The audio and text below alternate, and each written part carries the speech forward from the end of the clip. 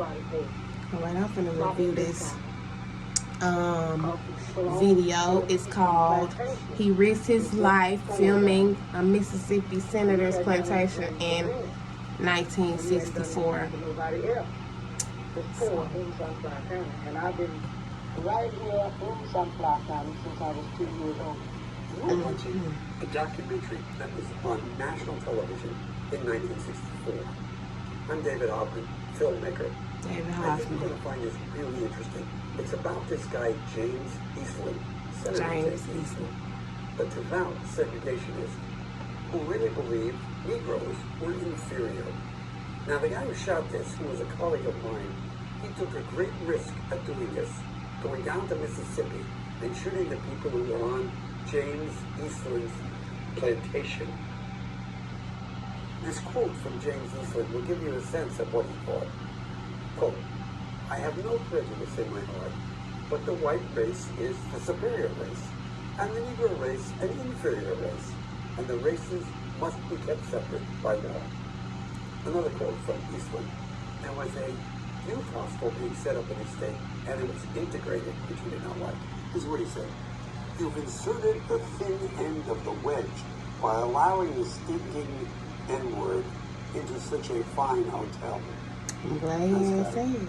He was one of those senators who in World War II said that the Negroes should not be fighting in the war because they are inferior fighters, and he was against giving them any support when they returned home. As you probably know, the black soldiers returning home didn't get the same support Inferior from the fighters. government that white What? soldiers got. Really, I don't know why I got into people, but I wouldn't was have. one of the key guys in that.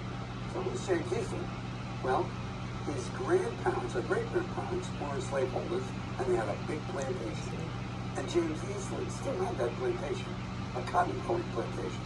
And on the plantation were these crappy little houses, and he had the shed. Boy, that house ain't even had no glass in the windows. Boy, ain't even had no door. Well, I think he might have nice about that because he told me to stay as long as I want to stay in this house. I mean, he said, as long as I live, as long as I want to stay in I'm this trying to house. understand what is this that she putting this door on though. That's what I'm trying to find out. Talking about some that's mighty nice. He said he can live here as long as I can. Let's talk about that. Like, what did she just put a door? She just picked the door up off the ground and like propped it up. You know what I'm saying? Like, ain't no type of maintenance going on to these houses or shacks or whatever it is that these people are living in. And then on top of that, you talking about they can live there for free? Under what circumstances? Let's continue. Eastland. Only he supports the Voting Rights Act, which is before Congress at the time when this is being filmed. James Eastland and the other Dixiecrat Democrats are totally against this. Among the issues in this new legislation are food stamps, which James Eastland is against. And so you're about to see something filmed on his plantation. My colleague and a cameraman walked onto their plantation. He would have been killed if Eastland had caught him. He could shoot him. Right. And he interviewed the sharecroppers. So before I show you the film, one of the sharecroppers who speaks became famous, Fannie Lou Hamer. She was one of the founders of the Mississippi Freedom Democratic Party, an alternative party to the Dixiecrat Democrats in the state of Mississippi. And she and the other people speaking in this video are unafraid to speak out. I think they were unbelievably courageous, given what James Eastland could have done to them. In Washington, Senator Eastland represents his neighbors in a fashion that some look find at him sitting there smoking it. A staunch opponent of government handouts, he did nevertheless support his colleague, Senator Stennis, who proposed a bill authorizing a $25 million emergency measure. I'm finna look this up. Because the guys that killed Emmett Till, they died of cancer. So let me see if this guy, because he's sitting up here smoking this black. Let me continue this video. To feed hungry people. It died in the house. The senator still thinks and speaks for the folks back home. He has publicly declared that Negroes living on his plantation, working or not, have a home for life. One of his neighbors is Negro activist Fannie Lou Hamer. one of the founders of the Mississippi Freedom Democratic Party. To her, the senator's generosity has a hollow ring. Senator Easton has never done nothing, nobody for it. Not in this county.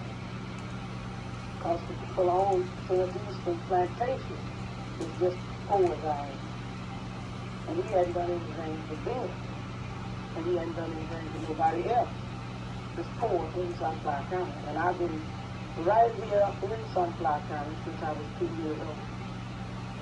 Within sight of the I busy knew it was a cotton gin sickness. she is supplied with her labor in these fields, Mrs. Multiple Irene Taylor medical lives with a family of 9.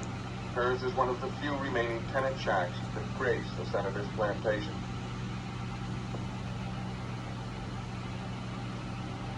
Well, That's I not think he's right. not nice about that because he told me to stay as long as I want to stay in this house. I mean, he said, as long as I live, as long as I want to stay in the house, I can stay there. You want to know something? This don't surprise me. If somebody came up to me today and said, you can stay in this house for free forever. I mean, you ain't got to pay no rent, no lights, no water, no gas, no nothing. You can stay there forever. I'd probably say yeah, too. Today, I'd probably say yeah, too. And that's today. So, I mean, I don't understand why anybody would want to pay some rent. But let's go. Any kind of help that she said that if I give you my I am so baffled how she just propped this door up. Some of Senator Eastland's tenants left the plantation to talk with reporter Nick Cox. They came to She talk got about like a hunger, screen door on her water and house. electricity and the minimum necessities kept creeping into the conversation. In the society of indebtedness, the food bill is the last bill. You know, you have to pay tax on that money, what you buy. So every money you buy is $2 on a dollar. You know that.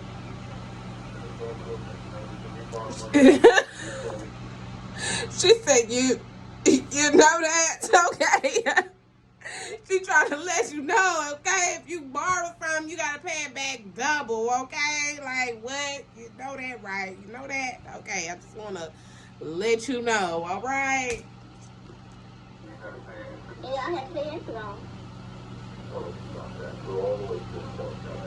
Yeah, see, when I borrowed, just like I borrowed $30, well, I'm going to pay $2 on every one of them dollars I borrowed from him. So they're not getting anything. She said every one of them If they dollars. loan them money, they might have to pay that double instead of just paying maybe 10% on the dollar. They're not getting anything. The elderly Yeah. are at the bottom of the poverty class. I guess you would need to borrow some money for food.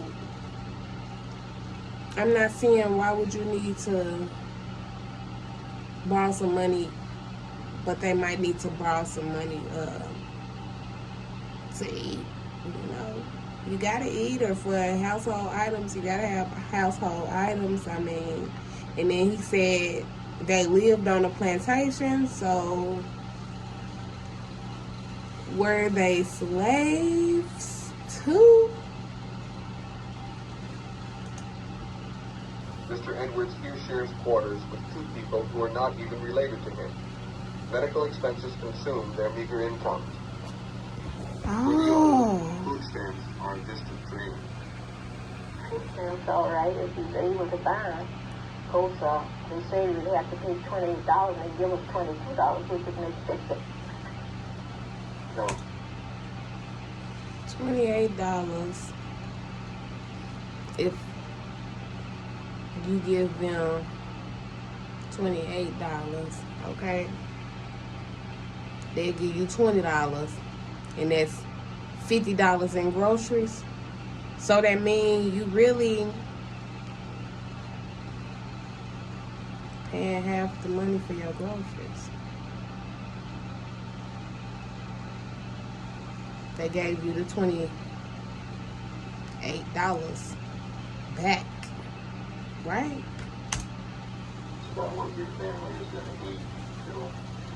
Well, yeah, some time greens and some cornbread. All I know, because I don't have anything else. And I don't have no money to buy nothing with. I don't have no job. I have been trying to get one, but I can't. And the boy, I need money now for him. He says in school, I got to pay that money off for him, in school. And he graduated from high school to go try to go to college.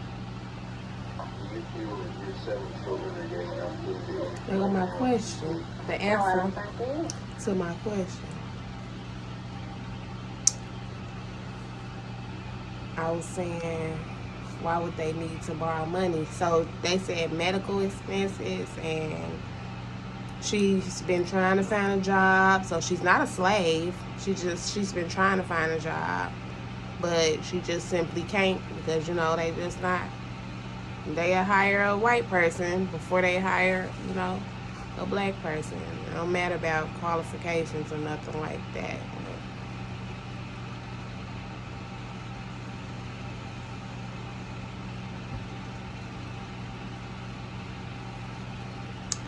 So the poverty rate in Mississippi compared to the poverty rate in Arkansas, the poverty rate in Mississippi is like roughly 19.6. It's like higher than Arkansas, most definitely, but Arkansas and Mississippi are like the two poorest, states. So, I mean, I guess I understand that since people come down south to go to college, and most college students are poor. Like, I'm a college student, I'm on financial aid. Most college students are poor, so that counts towards the poor population. And then Arkansas is like, I heard it was a retirement state, so a lot of people don't retire rich, you know what I'm saying? So, and it is a lot of older people. I see a lot of older people working, so it's not a lot of people that is in retirement. This video is not surprising me at all. I mean, besides them saying, him saying the N-word and out the same mouth saying Negroes, I guess he didn't want to add that strong ER, you know what I'm saying, at the end. But I understand. Let's go. Let me see.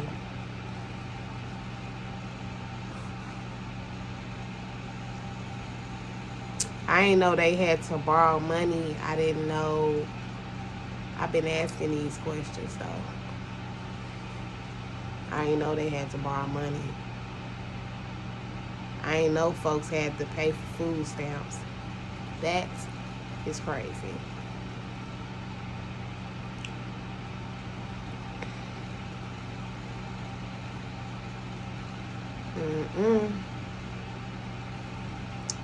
Okay, let's see. Start the video back. Enough money that he could buy the stamp. But he can't hold up his head in dignity if he got to go up there and listen to people telling him, well, you better have some money. You better get you a job because you won't get the stamp for $3 next month, because that's happening too. We find that a lot of poor people say they can't afford stamps. They don't realize they have been spending a lot more money for food than it would take them to get the food stamp. And it takes education to reach them, and then of course it takes nutrition education to teach them what to buy and when and how to prepare it so they'll get a maximum benefit from it. Charlie Edwards' generation. Is that the truth? Because you can't believe everything clear people say. So, I mean, is that the truth? Is it the truth that you need to educate the people on what it is that they need to buy and how much of it that they need to cook, so that they can feed their family? Or you think that that's something that they already know since they poor? Or do you think that it's something that has to do with being poor? Like, a salad costs way more than, you know what I'm saying? Like, a bottle of water costs more than a juice. You can get a juice for $1. I bet you can't get $1 for a cup of water for $1. So I mean, I believe that might be what it is. You get the stuff that's not as expensive, and the stuff that's not as expensive is not as healthy as the stuff that is expensive. They wonder at the ways of Washington, but it's too old to make any demands. But when Mr. Edwards looks at Doddsville through the eyes of his son returning from Vietnam, it's a different point of view. I think he ought to have some of what he needs. I think he ought to have a good home to live in. I think he ought to have bathrooms in his house. I think he ought to have everything that a poor man could have, especially when he went up against what's going on in Vietnam. So I think so myself. I think if I so had to go too. to Vietnam, I think if I went and took all the punishment, and if everything happened to me while I was in Vietnam, and then come back home, and couldn't have a decent bed to lay down in, and not a decent job, I don't think I'd feel like ever going back to more for my country. I wouldn't feel like this for my country. Not to take it from my father, for me. I feel like this for the other fellas did to me. When I think about that and how hungry people are in the South, then it makes me a little sick to say, how can they spend all that much money in another country and really not doing nothing at home? See, I think charity began at home and then spread abroad. Mississippi is a small Yeah. state and a poor... Now, why the hell they got them folks going out fighting for the country, and then they come back and they still got to live in these shacks without a dough? That is crazy. Now, that surprised me. Surprise, surprise. Boy, I tell you. Federal funds and federal programs can help to change that. The food stamp plan was announced as a program to